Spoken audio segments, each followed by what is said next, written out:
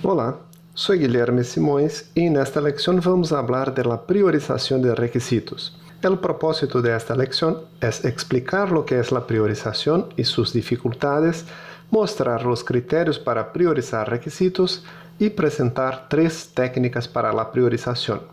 La priorización de los requisitos está destinada a maximizar el valor entregado por el proyecto, haciendo que las cosas más importantes sean tratadas en primer lugar. Es una actividad que está bajo la responsabilidad del gerente del proyecto, pero el analista de requisitos participa de la priorización facilitando el proceso. La decisión sobre lo que es más importante debe venir siempre del cliente. El analista de requisitos ayuda a clarificar los requisitos informando de las consecuencias de cualquier elección. Por ejemplo, no tiene sentido que el cliente diga que el informe de ventas será el primer requisito que se debe entregar en el proyecto. Cabe al analista de requisitos aclarar que hay una dependencia de este requisito con los requisitos que alimentan al sistema con datos de las ventas. La priorización es algo continuo, cambia a lo largo del desarrollo del proyecto, así como los propios requisitos pueden cambiar. La gran dificultad con la priorización no está en las técnicas que se pueden utilizar para dar prioridad, sino en la toma de las decisiones necesarias. Priorizar es tomar decisiones y finalmente dejar algo atrás. Por eso, muchos clientes tratan de decir que todo o casi todo es prioridad. Solo que eso no es priorizar. Otros omiten estas decisiones y dejan la responsabilidad a cargo del equipo del proyecto para tomarlas. La priorización también puede estar influenciada por el equipo de desarrollo que puede exagerar la dificultad o complejidad de la construcción de ciertos requisitos para que el establecimiento de prioridades sea más conveniente para ellos. Varios criterios pueden ser utilizados para dar prioridad. Esta tabla siguiente enumera los más comunes. Primero, el valor del negocio. Por ejemplo, colocar en las primeras iteraciones los requisitos de software que ya permiten a la empresa iniciar las ventas de un nuevo producto. Otro criterio, riesgo técnico o empresarial. Por ejemplo, la solución deseada implica el uso de un nuevo dispositivo. Entonces, se podría dar prioridad a los requisitos relacionados a la interacción con ese dispositivo, lo que permitirá anticipar el descubrimiento de eventuales problemas y tener más tiempo para buscar soluciones. Otro criterio es el costo. Por las restricciones de flujo de caja del proyecto, se puede priorizar los requisitos de menor costo de implementación. Otro criterio serían las pérdidas. La prioridad puede ser estancar alguna deficiencia en el proceso de negocio que genera perjuicio a la organización. Otro criterio, dependencia con otros requisitos. Si un requisito es priorizado y dependiente de otro, entonces debe recibir la misma prioridad del otro. Estabilidad.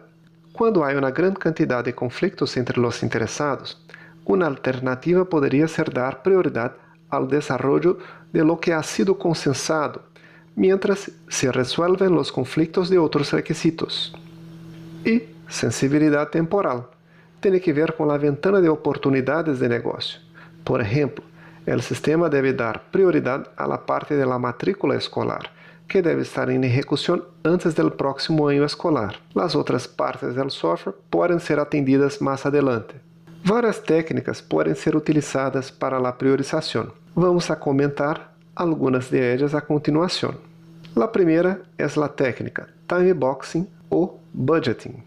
En este caso, se da prioridad a los requisitos basados en la asignación de recursos fijos. Time boxing da prioridad a los requisitos que el equipo es capaz de poner en práctica en un periodo de tiempo, por lo general, semanas.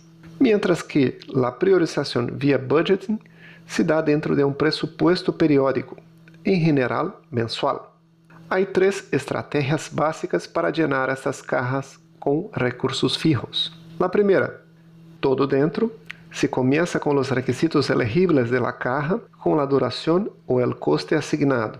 Y entonces comienza la eliminación de los requisitos menos importantes hasta que se pueda cumplir con los límites de tiempo o presupuesto, es decir, hasta que se pueda cerrar la caja.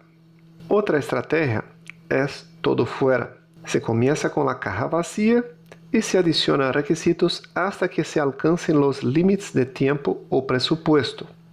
Y la otra estrategia es la selectiva, que consiste en identificar los requisitos de alta prioridad en el alcance del proyecto y luego ejercer la adición o eliminación de los requisitos hasta que se encuentre una combinación que cumpla con los límites de tiempo o presupuesto.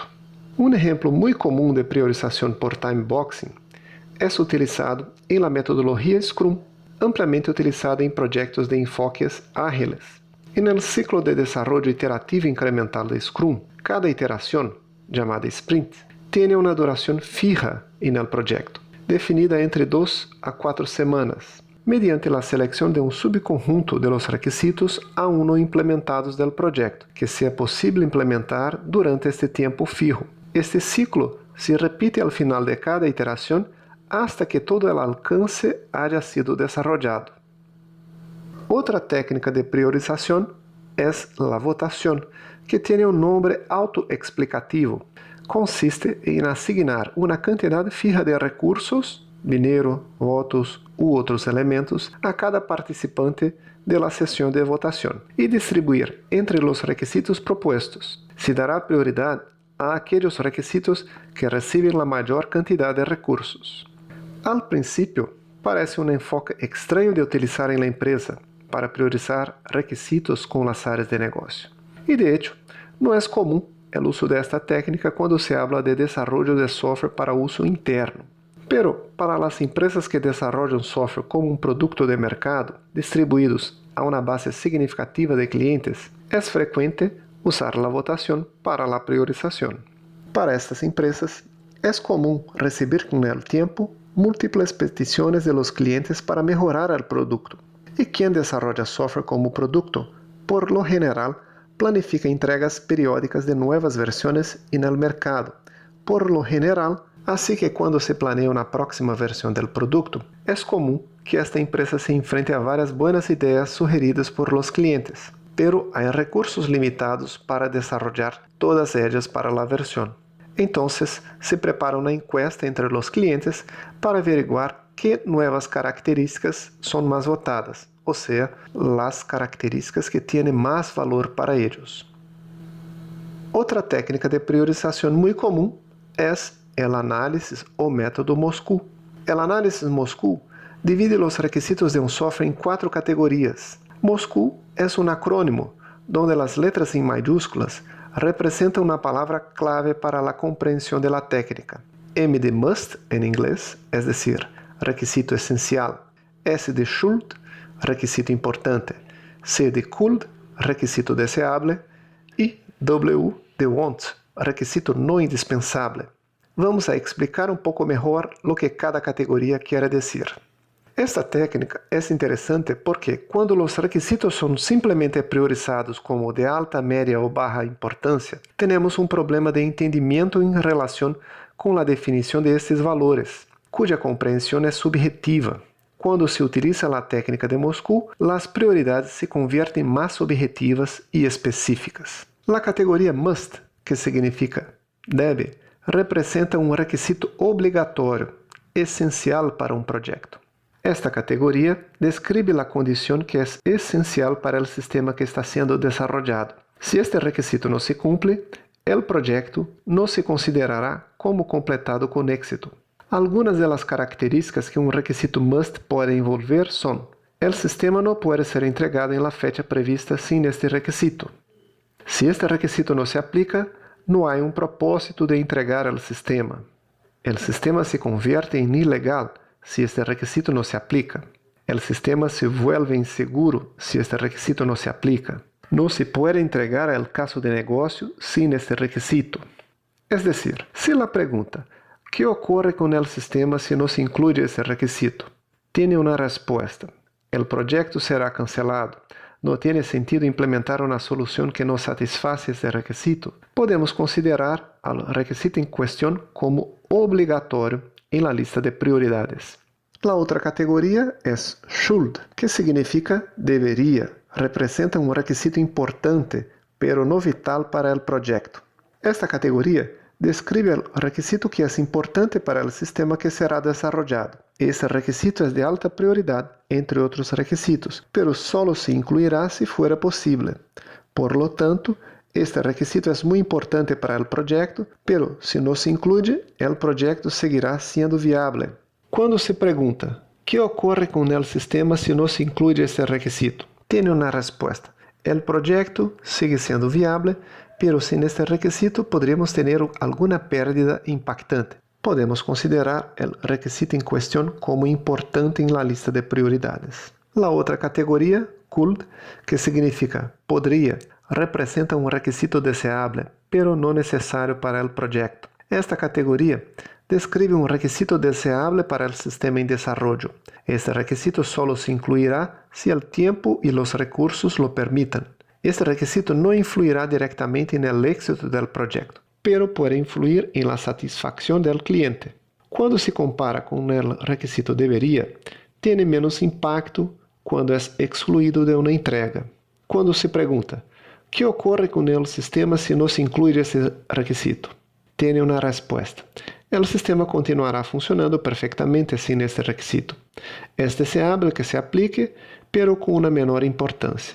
Podemos considerar então o requisito em questão como deseável em la lista de prioridades. La última categoria, want, que significa não tendrá, representa um requisito não indispensável por el momento, pero que pode ser incluído no transcurso do projeto ou futuros projetos. Nos indica que um requisito del tipo want se suprima da documentação, porque no futuro sua importância pode ser reevaluada e pode convertir-se em um requisito importante ou hasta essencial. Quando se lhe pergunta o que ocorre com o sistema se não se inclui este requisito, tem uma resposta. O sistema terá um bom desempenho sem este requisito, de acordo com a situação que temos na versão atual. Podemos considerar o requisito em questão como não indispensável em la lista de prioridades. Antes de elicitar requisitos, as definições de must, should, could e want devem ser clarificadas entre os responsáveis por la priorização. Os requisitos devem ser evaluados e, em caso de dúvidas, serão postos à prova para determinar sua importância e impacto no sistema.